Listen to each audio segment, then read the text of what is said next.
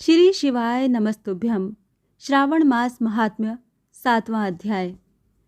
मंगला गौरी व्रत का वर्णन तथा व्रत कथा। ईश्वर बोले, हे सनत कुमार, अब मैं अति उत्तम भौम व्रत का वर्णन करूँगा, जिसके अनुष्ठान करने मात्र से वैधव्य नहीं होता है। विवाह होने के पश्चात 5 वर्षों तक ये व्रत करना चाहिए। इसका नाम मंगला गौरी व्रत है। ये पापों का नाश करने वाला है। विवाह के पश्चात प्रथम श्रावण शुक्ल पक्ष में पहले मंगलवार को ये व्रत आरंभ करना चाहिए। केले के खंभों से सुशोभित एक पुष्प मंडल बनाना चाहिए और उसे अनेक प्रकार के फलों तथा रेशमी वस्त्रों से सजाना चाहिए। उस मंडप में अपने सामर्थ्य के अनुसार देवी की सुवर्णमयी अथवा अन्य धातु की बनी प्रतिमा स्थापित करनी चाहिए। उस प्रतिमा को 16 उपचारों से, 16 दूर्वा दलों से, 16 चावलों से तथा 16 चने की दालों से मंगला गौरी नामक देवी की पूजा करनी चाहिए और 16 बत्तियों से 16 दीपक जलाने चाहिए। दही तथा भात का नैवेद्य भक्ति पूर्वक अर्पित करना चाहिए। देवी के पास ही पत्थर का सील तथा लोढ़ा स्थापित करना चाहिए। 5 वर्ष तक इस प्रकार से करने के पश्चात उद्यापन करना चाहिए। माता को वायन प्रदान करना चाहिए, जिसकी विधि आप सुनिए। अपने सामर्थ्य अनुसार एक पल प्रमाण सुवर्ण की अथवा उसके आधे प्रमाण की अथवा उसके भी आधे प्रमाण की मंगला गौरी की प्रतिमा निर्मित करानी चाहिए। अपनी शक्ति के अनुसार स्वर्ण आदि के बने तंडुल पूरित पात्र पर वस्त्र तथा रमणीय कंचू की ओढ़नी रखकर उन दोनों के ऊपर देवी की प्रतिमा स्थापित करनी चाहिए। पास में चांदी से निर्मित सिल तथा लोढ़ा रखकर माता को वायन प्रदान करना चाहिए। इसके बाद 16 सुवासिनियों को प्रयत्नपूर्वक भोजन कराना चाहिए।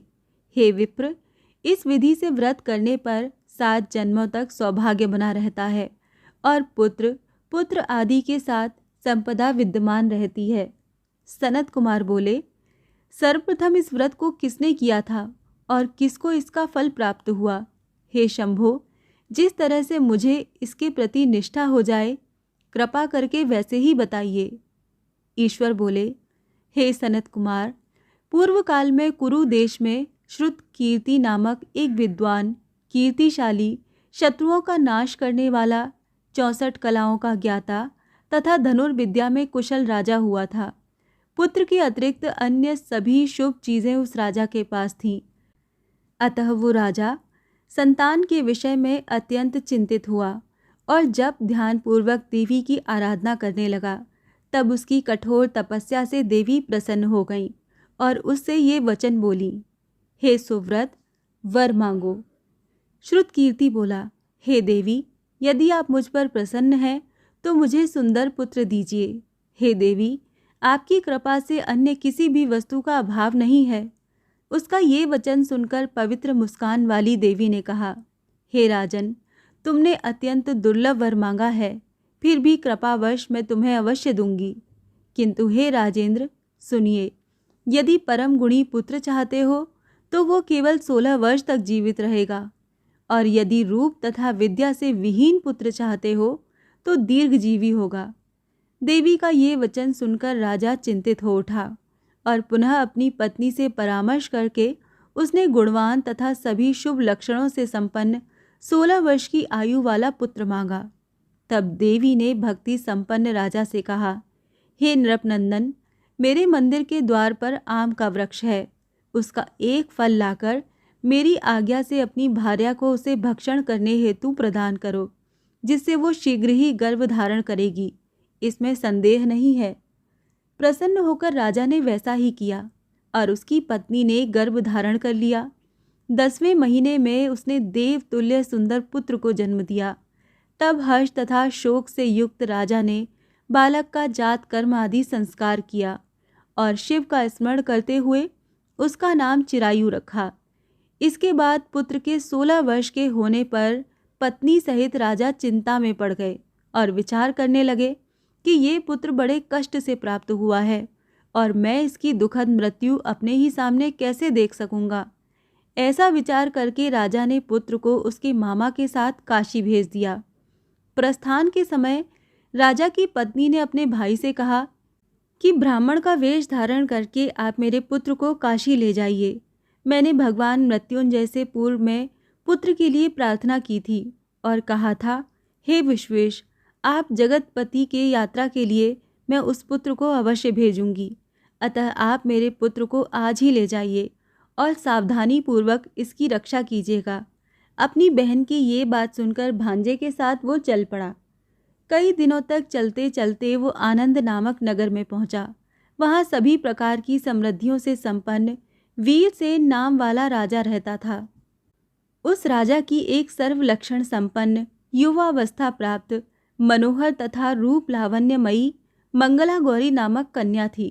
सभी उपमानों को तुच्छ करके सौंदर्य अभिवृद्धि को प्राप्त वो कन्या किसी समय सखियों के साथ नगर के उपवन में क्रीड़ा करने के लिए गई हुई थी।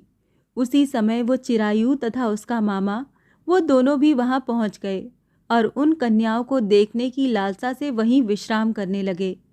इसी बीच विनोदपूर्वक क्रीड़ा करती हुई उन कन्याओं में से किसी एक ने कुपित होकर राजकुमारी को रांडा, ये कुवचन कह दिया। तब उस अशुभ वचन को सुनकर राजकुमारी ने कहा, तुम अनुचित बात क्यों बोल रही हो? मेरे कुल में तो इस प्रकार की कोई नहीं है। मंगला गौरी की कृपा से तथा उनके व्रत के प्रभाव से विवाह के समय जिसके सर पर मेरे हाथ से अक्षत पड़ेंगे, हे सखी, वो यदि अल्प आयु वाला होगा तो भी चिरंजीवी हो जाएगा। इसके बाद वो सभी कन्याएं अपने अपने घर चली गईं। उसी दिन राजकुमारी का विवाह था। बहालीक देश के दृढ़धर्मा नामक राजा के सुकेतु नाम वाले पुत्र के साथ उसका विवाह निश्चित किया गया था। वो सुकेतु विद्याहीन, कुरूप तथा बहरा था। जब सुकेतु के साथ आए हुए उन लोगों ने विचार किया कि इस समय कोई दूसरा श्रेष्ठ वर ले जाना चाहिए और विवाह संपन्न हो जाने के बाद वहां सुकेतु पहुंच जाए, उन लोगों ने चिरायु के मामा के पास जाकर याचना की कि आप इस बालक को हमें दे दीजिए, जिससे हमारा कार्य सिद्ध हो जाए। इस पृथ्वी पर परोपकार के समान दूसरा कोई धर्म नहीं है। उनकी बात सुनकर चिरायु का मामा मन ही मन बहुत प्रसन्न हुआ, क्योंकि उसने उपवन में पहले ही कन्या मंगला गौरी की बात सुन ली थी। फिर भी उसने एक बार कहा कि आप लोग इसे किसके लिए मांग रहे हैं? कार्य की सिद्धि हेतु वस्त्र, अलंकार आदि मांगे जाते हैं, वर तो कभी भी नहीं मांगा जाता। तथापि आप लोगों का सम्मान रखने के लिए मैं इसे दे रहा हूँ। इसके बाद चिरायु को वहां ले जाकर उन लोगों ने विवाह संपन्न कराया। सप्तपदी आदि के हो जाने पर रात्रि में शिव पार्वती की प्रतिमा के समक्ष उस चिरायु ने हर्ष युक्त होकर मंगला गौरी के साथ शयन किया। उसी दिन चिरायु के 16 वर्ष पूर्ण हो चुके थे और अर्धरात्रि में साक्षात काल सर्वरूप में वहां आ गया। इसी बीच संयोगवश राजकुमारी जाग गई। उसने उस महासर्प को वहां देखा और भय से व्याकुल होकर कांपने लगी। तभी उस कन्या ने धैर्य धारण 16 उपचारों से सर्प की पूजा की और पीने के लिए उसे दूध दिया। उसने दीनता भरी वाणी में उस सर्प की प्रार्थना तथा स्तुति की। मंगला गौरी प्रार्थना करने लगी कि मैं उस उत्तम व्रत को करूंगी जिससे मेरे पति जीवित रहें। ये जिस तरह से चिरकाल तक जीवित रहें, आप वैसा कीजिए।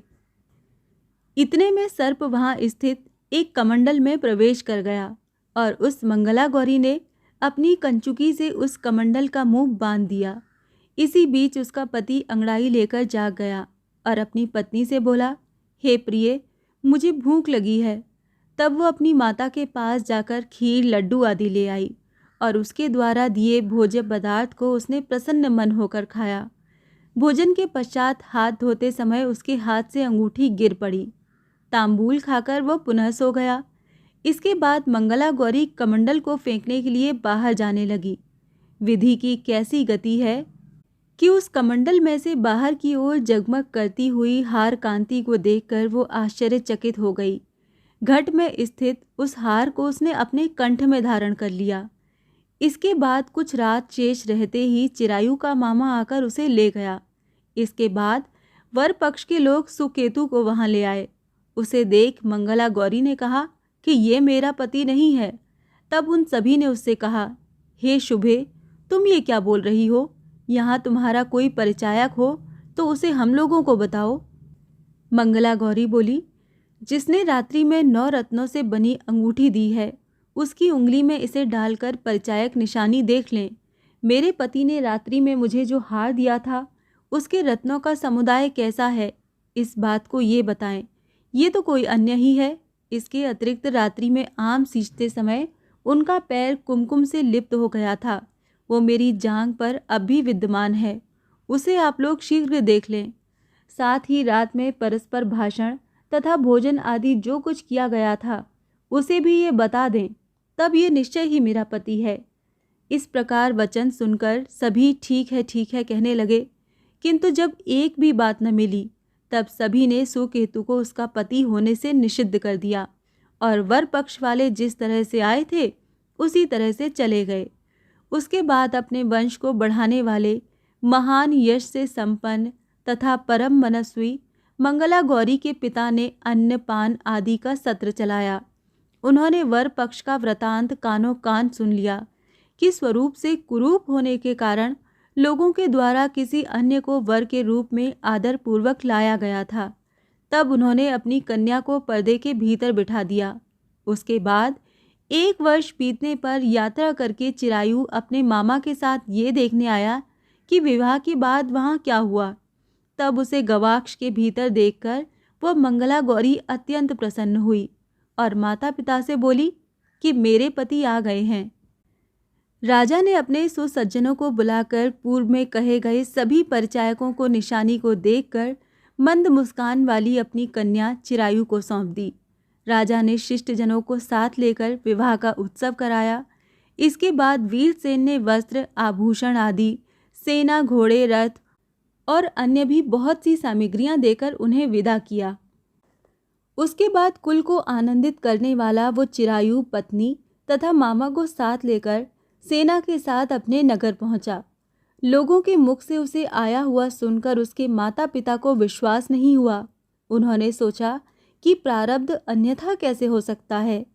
इतने में वो अपने माता पिता के पास आ गया और स्नेह से परिपूर्ण वो चिरायु भक्ति पूर्वक उनके चरणों में गिर पड़ा।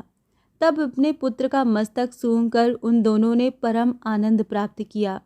पुत्र वधू मंगला गौरी ने भी सास ससुर को प्रणाम किया। तब सास उसे अपनी गोदी में बिठाकर सारा वृतांत शीघ्रता पूर्वक पूछने लगी। हे महामुने, तब पुत्र वधू ने भी मंगला गौरी के उत्तम व्रत महात्म्य तथा जो कुछ घटित हुआ था वो सब वृतांत बताया। हे सनत कुमार, मैंने आपसे इस मंगला गौरी व्रत का वर्णन कर दिया। जो कोई भी इसका श्रवण करता है अथवा जो इसे कहता है, उसके सभी मनोरथ पूर्ण हो जाते हैं, इसमें संदेह नहीं है। सूत जी बोले, हे ऋषियों, इस प्रकार शिवजी ने सनत कुमार को ये मंगला गौरी व्रत बताया और उन्होंने सभी कार्यों को पूर्ण करने वाले इस व्रत को सुनकर महान आनंद प्राप्त किया। इस प्रकार श्री स्कंद पुराण के अंतर्गत ईश्वर सनत कुमार संवाद में श्रावण मास महात्म्य में मंगला गौरी व्रत कथन नामक 7वां अध्याय पूर्ण हुआ। श्री शिवाय नमस्तुभ्यम।